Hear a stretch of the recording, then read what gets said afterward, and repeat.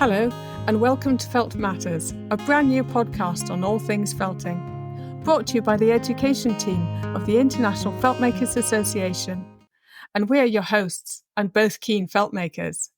I'm Vivienne Morpeth, coming to you from sunny Lincolnshire in England. And I'm Heather Potton in the lovely city of Edinburgh in Scotland. Yeah, let's go for it. So how would you like to start this time? I'm going to say how nice it is to see you. But Right. let's not fall around laughing. No, why not? Yes. Well, actually, Vivienne, I think we've now been talking for about half an hour, and I think it's probably time we started this episode. What do you reckon? I think we should get down to it, yes, Yeah. Because we even delayed having our breakfast, and you were out walking and I was out cycling, so it's definitely time to get on with it. I think we should. This summer, it was so lovely. I was exhibiting with a group called Embracing Wool, and within this group, there was Olga Exley, and she's a felt maker, and she's actually a maths teacher, and she's learnt felt from various people in Eastern Europe, and she's been developing her slipper making ideas and practice, and she must have made an awful lot of slippers. She must have done, because when you look at them, and I know this sounds almost insulting, but they do look as though they're made in a factory. They're very beautiful, and they're really firm, and they seem to hold their shape. But interestingly, she started as a hat maker, as a felt hat maker. Okay. And she actually calls herself, so if you were looking on Instagram, you'd find her as Seamless Millinery. Right. Rather than anything to do with slippers directly. I suppose there's a certain precision, though, isn't there? I think with both hat making and slipper making, they have to fit. And when you're making a hat, you have to use a hat block. And when you're making slippers, you use lasts, don't you? So you've got to get the right shape. Yes, and you've got to keep going till they're really firm, and they're not going to change when you wear your hat out in the rain or you wear your slipper for 6 months. Exactly, yes. Yeah, so it's an incredible. So I suppose the mathematics and the precision, it all makes sense, doesn't it? It all connects. I think so, and the vision to know to keep going, which is what we've talked about quite a lot about. How do you know when you've felted something enough? But like you say, with a hat and a slipper, you've got to get to the right size. It's quite something to think three-dimensionally and visualize it, and it's been quite a revelation in life that not everybody thinks along those lines, really. No, and it's taken me quite a while. I mean, I was a very reluctant maths student, and yes, I have an enormous respect for people that can think and predict and look forward to what something will look like in 3 dimensions. I think it's the pathways in our brains, actually, where there's the connection. So maybe actually if you were to go back to maths now, you might find it a whole lot easier than when you were younger. I think I would see more of how it's applied, and I think that's the big difference. Yeah. When I was speaking to Olga, we were in the gallery, and so you might hear a little bit of background noise. Okay. But we were looking at her slippers, and I was lucky enough to be holding one and whilst I was talking. Okay. Well, let's listen to what you had to say.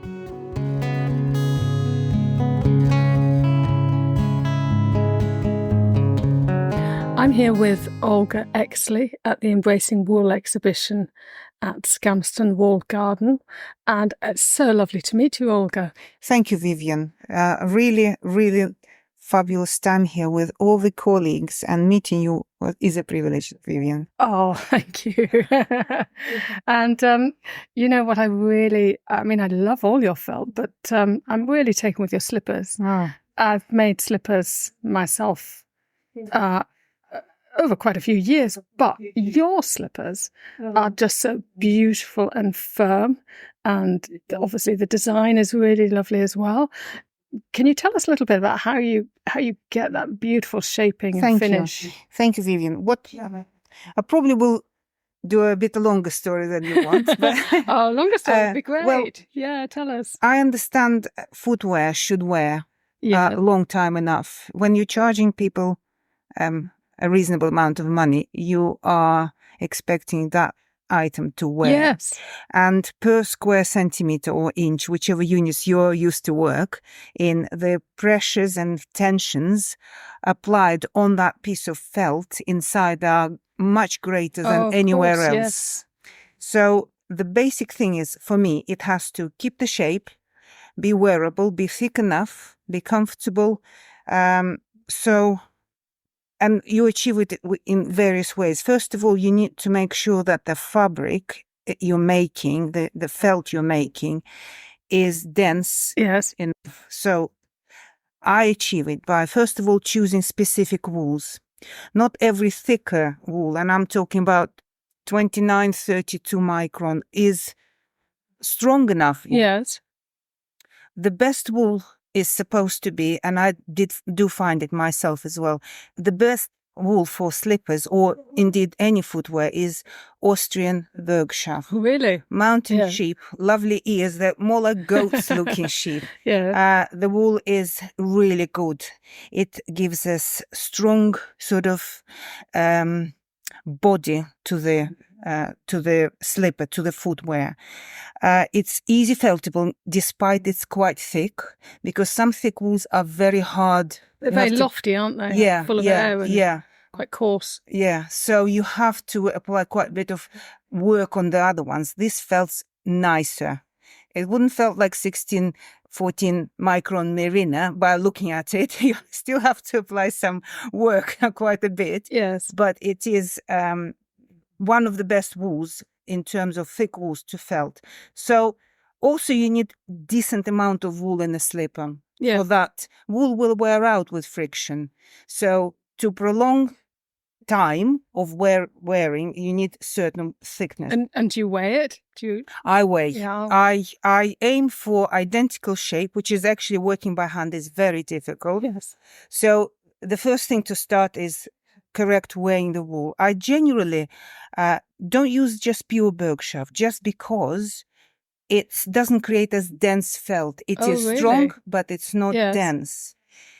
To make it denser, I mix it with finer wools. Yes. For example, with merino. Not necessarily very finest ones, but any would do. Yes. And in fact, from my own experience, I found that the more different wools you put into the blend, the better. Yes. And I'm talking about not just different microns. It's good if you could mix Bergschaft 30 micron with thicker merino 26, merino 21, or any other wool which will give you spectrum of thickness of the fiber.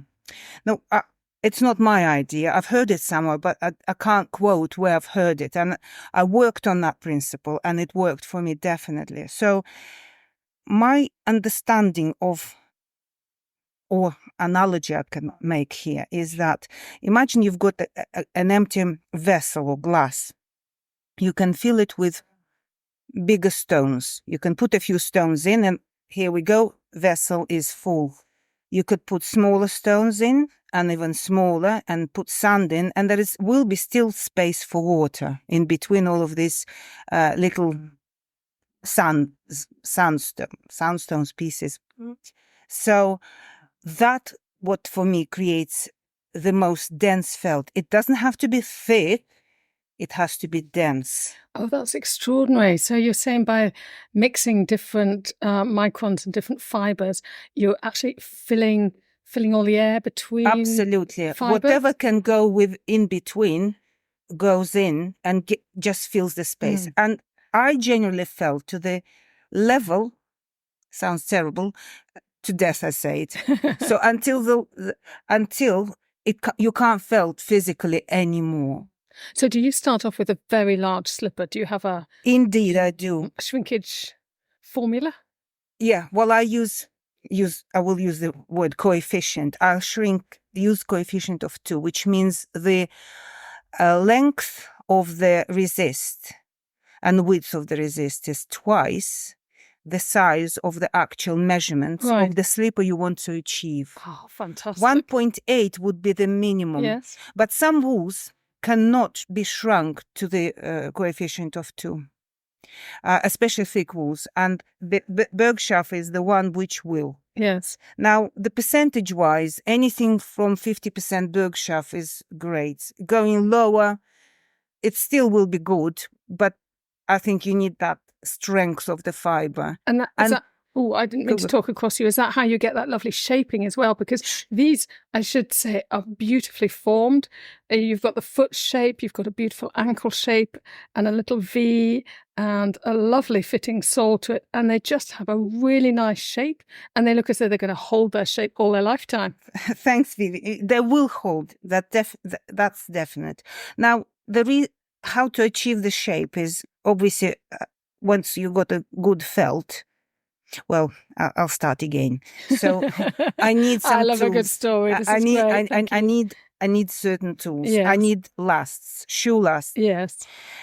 You need that. You can't really create the good shape and repeatable left and right if you haven't got a last. It's almost impossible because the final felting happens on the last with a wooden tool, and you just rub against it to compress already completely felted fibers together.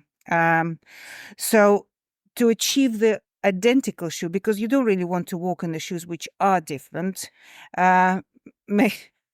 So I felt them in parallel. Yes. I do the same process on both shoes and then I have a break. And then I come back to it. When I come back to it, again, I do the same stage on both and I then walk away. So everything is done symmetrically.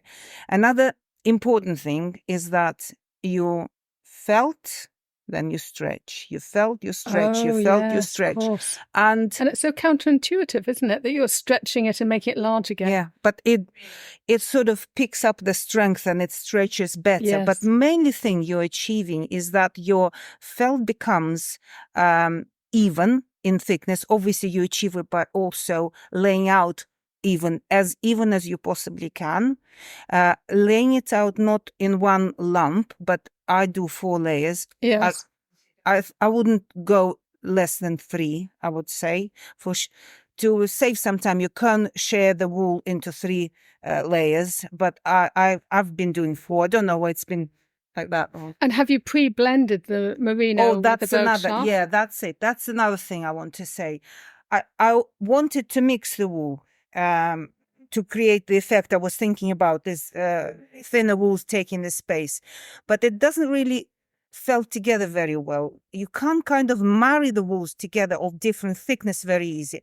Let's say if I start with the Bergschaf, thicker wool, then I put merino on top and I start rubbing it for preliminary felting. Then the merino links to itself, Bergschaf to itself, forms the skin, and then you forever with a needle have to go through stabbing it, so felting down. So I've done a couple like this and I thought I need to do something different. And somebody said carder, so I have this old carding brushes, and that's too hard work for the shoulders. Yeah. And you just physically, you need to look after yourself. When you felt, people who felt, they understand that. So, of course. And my best investment was to get the drum carder, which I now is the best tool ever, honestly, for that. So I card it together. So you hand card bats? Hand card bats. And then you put 3 to 4 layers of these. Yeah. I weigh and I control every layer about the same thick weight on top and the bottom of the resist.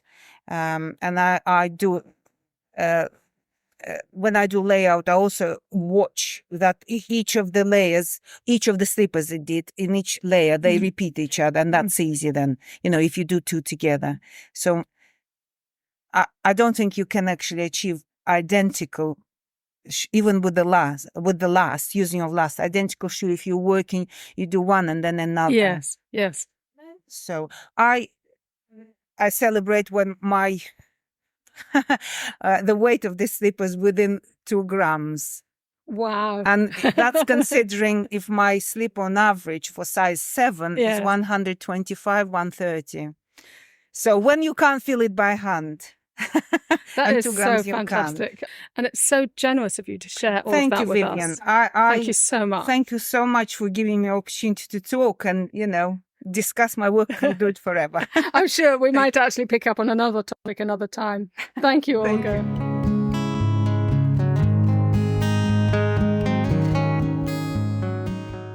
In the last season, we introduced you to our education officer, Louise Curnin, and she will be featuring quite heavily in season 2, as she was lucky enough to join Flóra Carlile-Kovács's West Hungarian tour.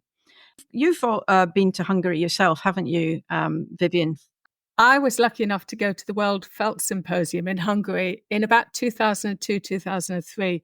And it was just the most amazing experience. And it lasted about 2 weeks, and there were people literally from all over the world. And I remember on the booking form, one of the things was to say how you were traveling, and to come by plane, train, walking. Horses was another thing. And I just got a sense that this was going to be something special. And it was a real indicator of the culture of felt making in Hungary and in that region. We were fortunate enough to go to some of the what might be described as craft exhibitions. We would call them heritage craft exhibitions, because they're just so different. There's a lineage and a story behind the stitches, behind the way in which things are done, which we don't have in our felt making here. No. Ours is so new, really. Well, a lot of the motifs Britain. are very symbolic as well, aren't they? They are, yes. I think we should have a listen to Louise and Jackie, who were on the West Hungarian Felt Tour earlier this year. It's a lovely interview.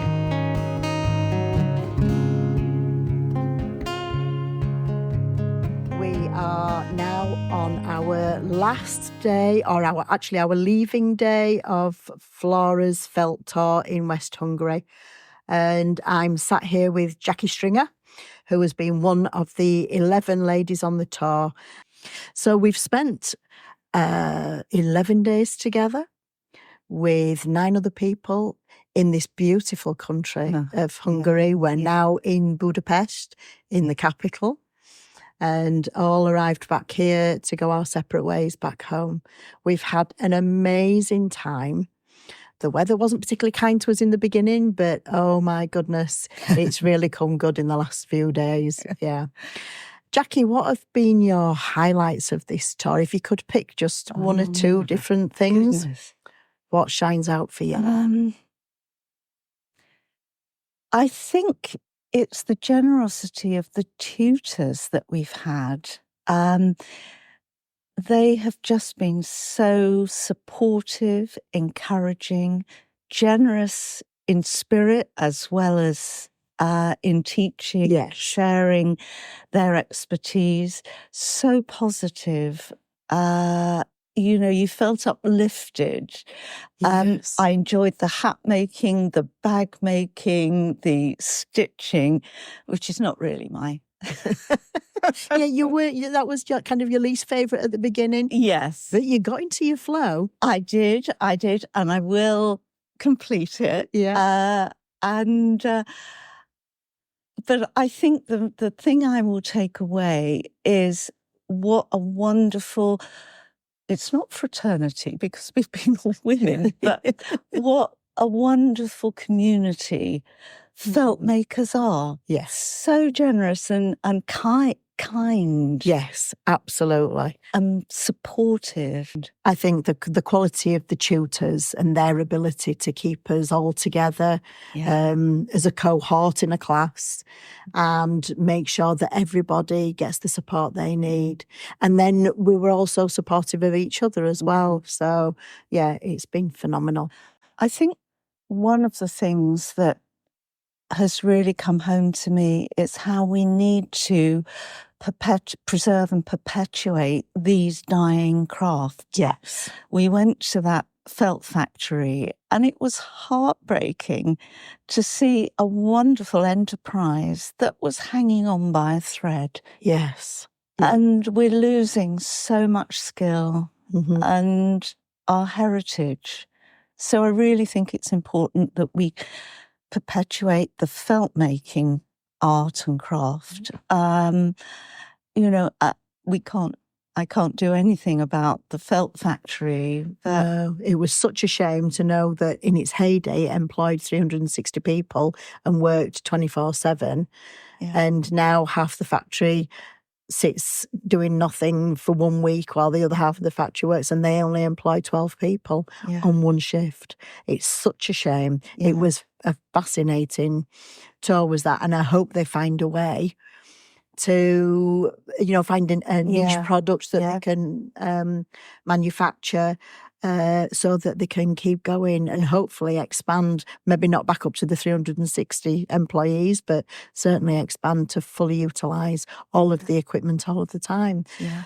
I can't think of anywhere else where you can see the fleece coming in at one end and finished felt going out at the other. It was absolutely amazing, fascinating, and quite amusing to walk into one of the first rooms with the carding machines and see that the carding machine there was made in Oldham in 1910, which is near Manchester, not that far from where I live.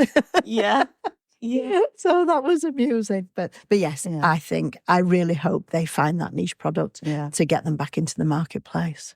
And I think in the UK, we need to support local breeds, local farmers, you know, do what we can. Exactly. Support our own wool industry. Exactly. Yes. Yes. I mean, how many times do you hear that fleeces have been set on fire? Yeah, or buried. Yes. Yes. I know somebody who finds it better, easier, cheaper for them to hire a digger and dig a big pit to bury the fleeces rather than try and sell them. So, yeah, absolutely. If only the rest of the world could understand the diversity and usefulness of wool. Yeah. Yeah. I think we've all got to try and make that our mantra. Yes. And our purpose in life with our felt making. Yeah. Yeah. Thank you so much, Jackie. It's been lovely to sit and chat to you. It's been a joy to be with you. Thank you. It's been a joy with you too. It's been a joy on this tour, and it's been a joy having some intensive felt making. Yeah. It's fascinating to hear Jackie talk about heritage and crafts, because, you know, the heritage of felt making in Britain, for example, is so different.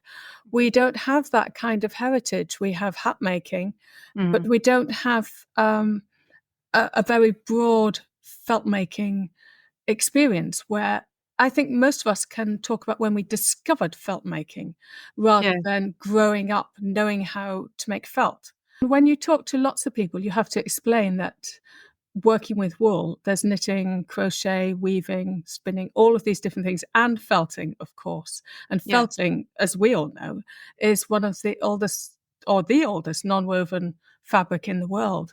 So it's really interesting to hear that perspective of people visiting Hungary and seeing this objectively.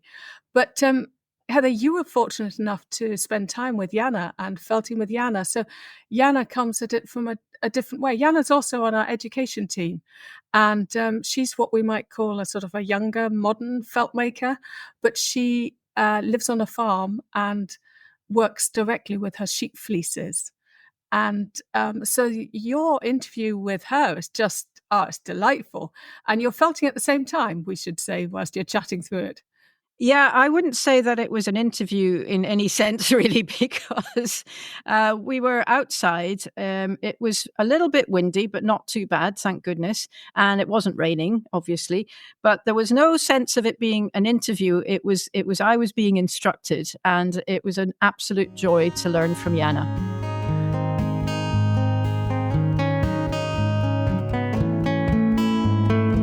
So we're here in Barmore, and we're, surrounded by pine trees. The sun's out, blue skies, and we're looking at a tarpaulin covered in what? So on that side we have Hebridean fleeces, and this side we have Gotland fleeces. Now, due to the colour and the size of the fleece, I'd say they're lambs. Because if you look at this Gotland fleece, that's a full adult. So can you see Yeah, you can actually, of course, see the shape of the sheep.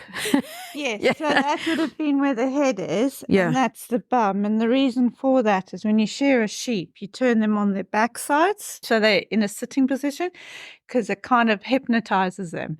Oh, really? It just makes them go, "Bleh." Okay? And to be clear, these are fleeces, so they're not skin.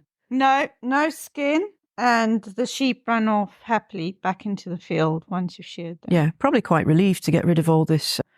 Coat. Yeah. Because they get very hot and sweaty.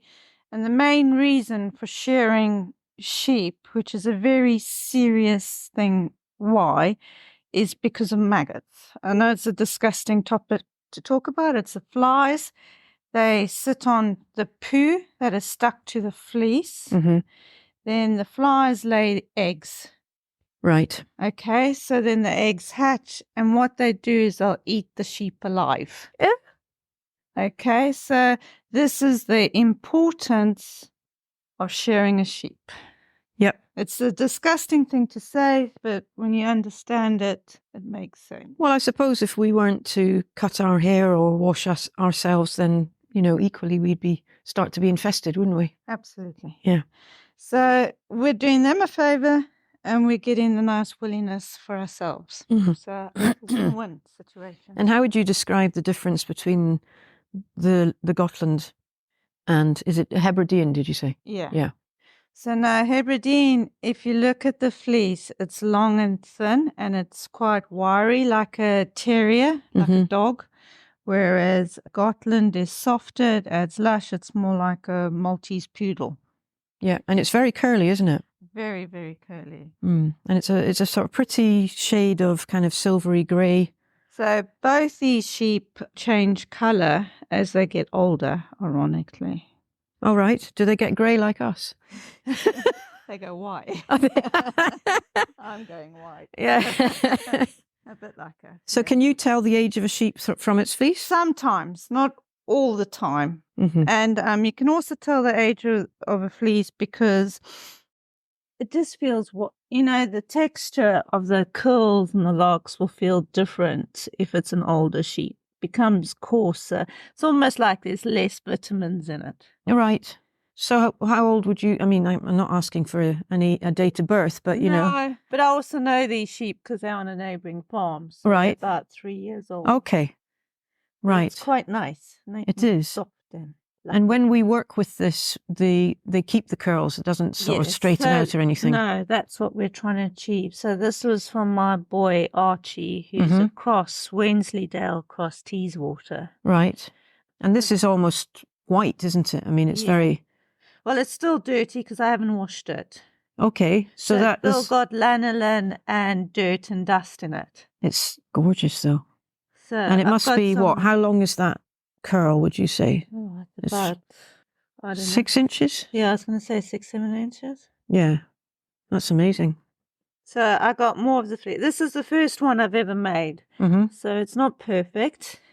It's a learning curve. Yeah, yeah. But it's a good example to show. So when you do it, you got to be careful. You don't want like these loose bits. Yes. Here, these gaps in the fleece. So if you look at this fleece here, can you see those gaps? Yes, yeah. So when you're making a seat cover, you want to make sure you push it as close together so that when you felt it, it doesn't become like a loose lock, a loose curl entity. You want it to be matted. So if you look at some of these Hebridean pieces, they are pretty much pre-felted before.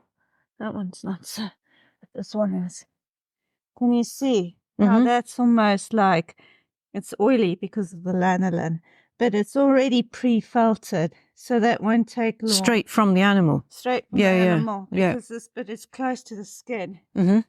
Yeah, it doesn't look as though you need to do very much to this, do you? But where the sheep is rubbed in the field, because it's got hot in that, can you see it? It's created it's split. It's split in the middle. So when we're felting a rug, we're just conscious of those holes, and basically we just want to, as if we were stitching it together. That's what we want to do with it. So and do you ever stitch it together, or you don't need to?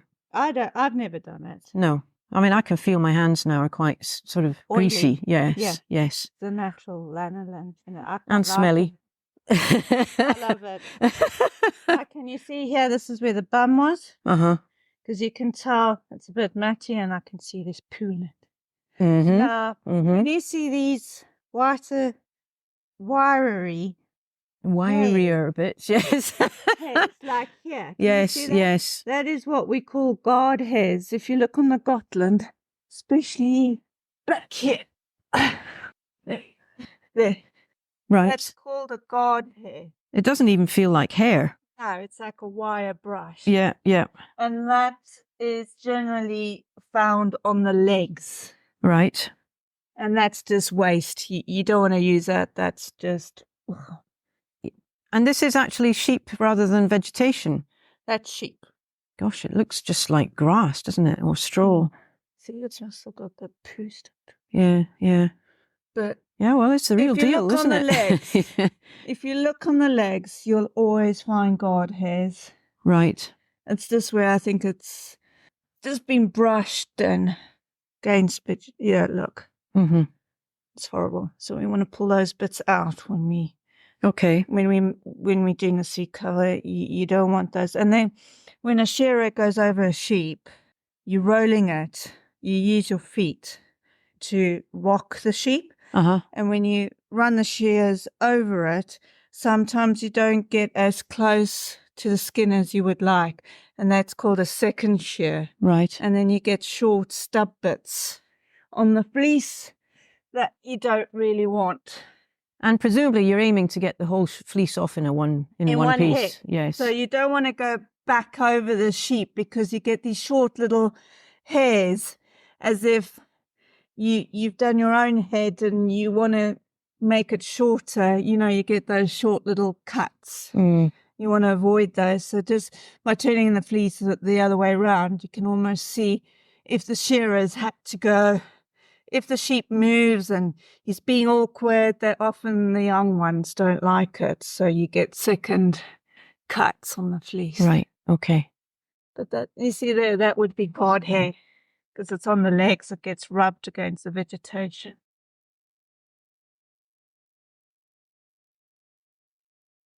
Right. I just want to explain to you why a fleece is not kept in a plastic bag, because these fleeces have been kept in a plastic bag. How can you tell? Right. Let's go over to this one because this one's particularly bad.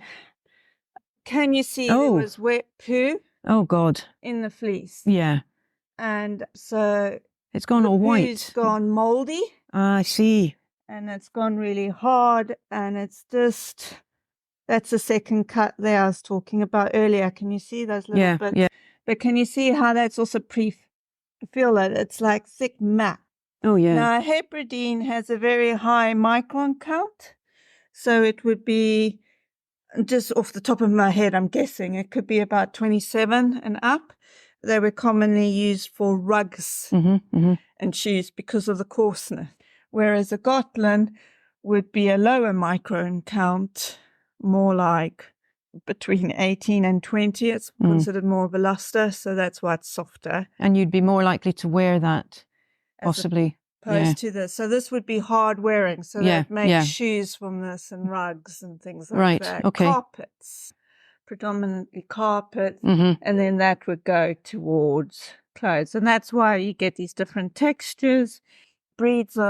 Sheep are often bred in areas for their environment. Like here up at Bartmore, they're on the bracken, they're running loose.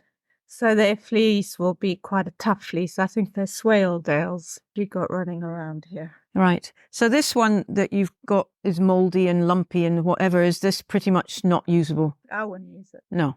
So what do you do with it then? Put it on the compost? I'd compost it if I was at home. These days, a lot of people are putting them in gateways for fleeces. So if you got a gateway that's very muddy. Oh, I see. So you lay the fleeces down and then you put a thin layer of mud and then another layer of Okay, so filling in potholes, basically. The council could... On the farm. And a lot of farmers are doing that because at the moment, fleece is just worthless. It costs more money to run the fleece down to the wool board Mm. than it does for what you're getting paid for it. Unfortunately, a lot of farmers are just burning it or throwing it in a pile because they can't afford the fuel to take it to the wool board pickups point. Right. Well, obviously I'm going to be drawn to this, haven't I? Absolutely. So Yeah. what I suggest to do is, before I say it, take a pair of scissors, Yes. cut a piece out of it like I did there, Mm-hmm. remembering you're going to be squishing it up. Oh, wow. It's not very clean on the back, is it? No, that's Oh, what I'm wow. saying. So that's pre-felted because the sheep sweats and rubs and lies down. And it's the yellow, the lanolin? The yellow is the lanolin, yes. Because it is really yellow on this side, isn't it? Yes. Gosh. So that's why, so when you start, you'll add your other fibers to it, Mm-hmm. whatever we're using as a backing. And then when you start rubbing it with soap, all of this is going to just drip. Right. So Well, it's good that it's a nice day today, so we can do this outside. So which fleece are you going to use? I'm going to do some Gotland this time round as well, because I'm going to make one for the lady who gave me the fleeces That's nice. to say thanks. Yeah. But because these were bitty, I thought they were perfect for today's. These are amazing. So we're now standing at our tables. The sun's gone in, which is a shame, but I hope it improves. And what we've done is we've laid the locks face down on our bubble wrap in a square. On a positive note, the breeze has died down. Yeah. Yes, we had some trouble laying out the fibres on top of the fleece because it was quite breezy earlier this morning. But we've now wet things down, and what are we going to do next? Well, we're going to add some soapy water and the netting, and we're going to start felting. Okay, so I presume there's quite a lot of massaging required at this point, is there? Yeah, so we'll massage it down, and then when it's not all locked together, we're going to flip it over and just check the other side. For the position of the locks? Yeah, and if one is happy with where they sit. Okay. And then we can flip it back over again, Mm-hmm. and then carry on massaging. Okay. Is the whole thing done through massage, or is there rolling as well? There is definitely rolling. Okay. And lots of it. Okay. Okay. Yeah. So it's not for the faint-hearted. No. No. Okay. Well, that's fair enough. I mean, looking at this, I would say that the water is only just sitting on the surface still. So You've got to get it right through. yeah. So it takes a lot more water than one would initially think. Right. Just putting my glasses on so I can see what I'm doing. And that's why I like using this fly screen, because you can literally pour it on, and you know, you can always take the water off if it's too much. Sorry, I'm just cleaning my hand on your. Yeah. Well, it's just as well we're outside because the water's just going to start pouring off, isn't it? And it's not going to be very clean. No, it's going to be brown and full of dust and dirt and lanolin. Okay. Well, it's one of the things that Vivienne talks about in, I think it's our first episode of season 1. She talks about working outside, and particularly for just this thing, for seat covers, because all the dirty water just flows away. There we go. I'd say that's pretty good. What do you think? Heather's holding her beautiful fleece that she felted with Janna. It's absolutely gorgeous, Heather. Yeah, I love it. And even I've put it on one of my chairs, and if I'm feeling a bit chilly, then obviously I just sit and stroke it. It's beautiful. It's So really lovely. Yeah, I mean, it was a great experience with Janna, and yeah, I hope you've enjoyed listening to our various interviews. I think they've all been extraordinary, actually, and it's been great that people have been out and about and recording. And big thank you to Louise recording in Hungary while she's been on her tour. Yes, that was great. I mean, going all the way to Hungary just to interview for the podcast. I mean, that's dedication. that is real dedication. And then you were Okay. also on retreat when you made that in the UK. Yes, I was. So and, thank you for sharing that experience. Okay, well, we'll look forward to the next episode. But until then, we hope you've enjoyed listening to our chat on the podcast where felt matters. Bye-bye. Bye-bye.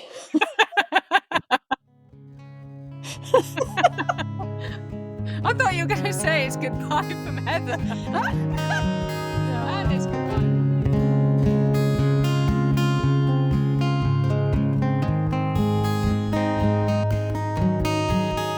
This podcast is brought to you by the education team of the International Feltmakers Association.